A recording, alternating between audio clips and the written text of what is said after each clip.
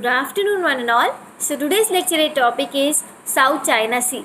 So South China Sea, it is an arm of the Western Pacific Ocean in the southeast of Asia, and it is in the south of China, in the south and east of Vietnam, and in the west of Philippines, and in the north of Brunei Islands. And if we talk about the bordering states and countries, so if we take it from clockwise from north, so firstly the People's Republic of China, then the Republic of China, that is the Taiwan, and the Philippines, Malaysia, Brunei, then Indonesia, Singapore and Vietnam.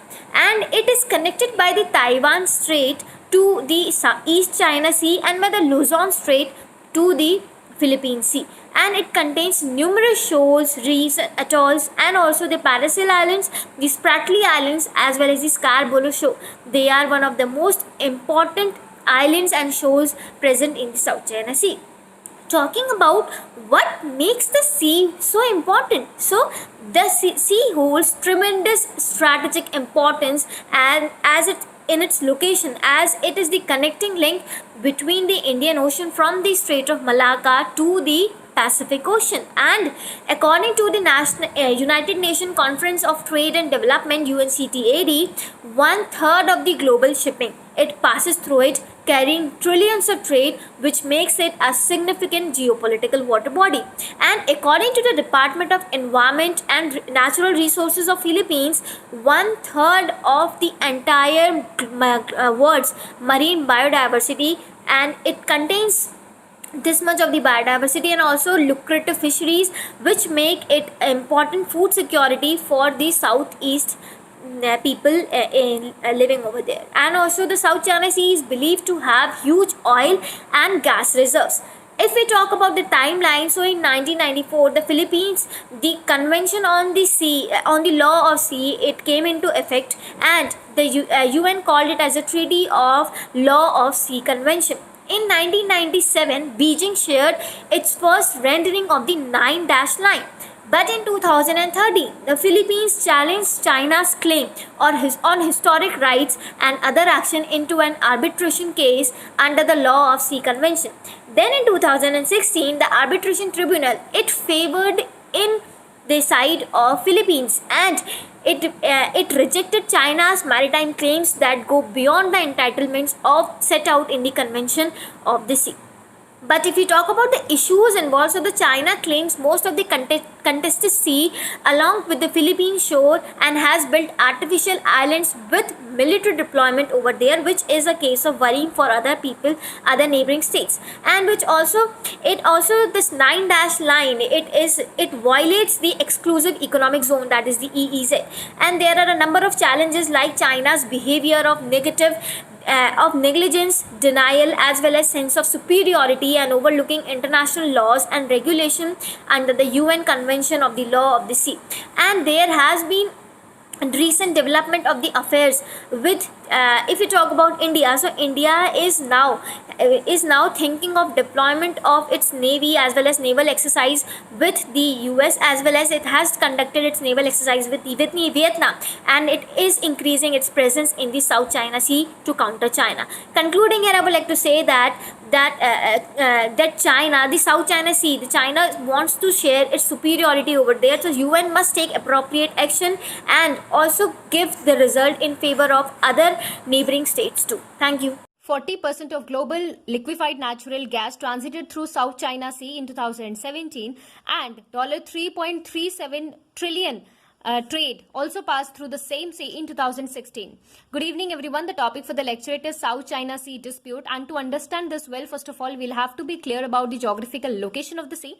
It is a marginal sea located in the Pacific Ocean and covering the total area of 35 lakh square kilometer, and starting from the Karimata and the Strait of Malacca to the Strait of Taiwan.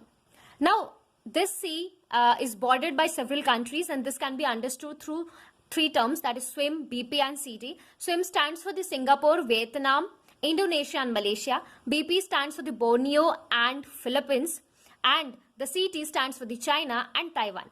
Now, why is this area so important, and why is everybody claiming over this territory, which was not actually a known territory till 1947? So This area, South China Sea, actually is important because first of all, it is a rich source of natural resources. It is also a rich source of fisheries. We must know that 10% of the world's fisheries are found here, which can feed hundreds of people. And secondly, this region is also important because lots of trade happens through it, as we have known in the beginning. And of course, then it's become important for the economies of the countries involved, and the economies of the countries involved with the trade, through trading with those countries, those bordering countries. Now also the exclusive economic zones of the various countries lie in those regions, and they overlap with each other, which becomes a cause of dispute. Now this dispute has been a major conflict area for the China and ASEAN countries too. Now, let us go through a brief timeline to understand what all it started with. In 1947, China presented a map showing its 11-dash line in the South China region, and which was refined in 1949 with the 9-dash line, which is a U-shaped line looping all around the South China Sea, almost 2,000 kilometers of area, and I shall tell you, which has now extended to acquisition of 3,000 kilometers area so far. Again, the Philippines entered into all this in 1994 when it brought 1982 United Nations Convention on Laws of the Sea into the matter, and said China's claims were wrong. And we must know that till by then this law was ratified by 60 countries, but US has never ratified this. Now in 2013, Philippines also took China to the Permanent Court of Arbitration, claiming telling the claims were all false, and actually the court gave the ruling that all the claims of China, historic claims, were false. But China outrightly refused it. Now, what India has to do with all this? Of course, India is not interested in interfering in someone's sovereignty, and it has nothing to do with it. But when it comes to economy, when it comes to the passing of trade, it is also important to India. Also, through the Look East policy, it becomes important to us. So what India has done, India had a joint venture, joint talks with USA to continue the freedom of navigation. And India also believes that any solution to bring, which should come according to the United Nations Conventions on Laws of the Sea. Now, what is the way forward? What should be done?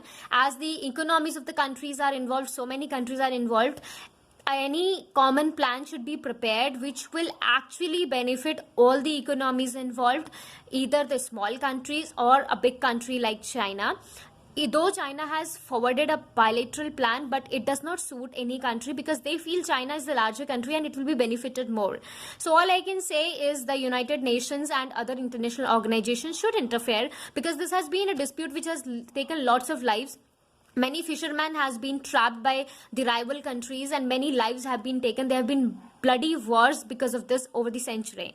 So that's all from my side. Thank you.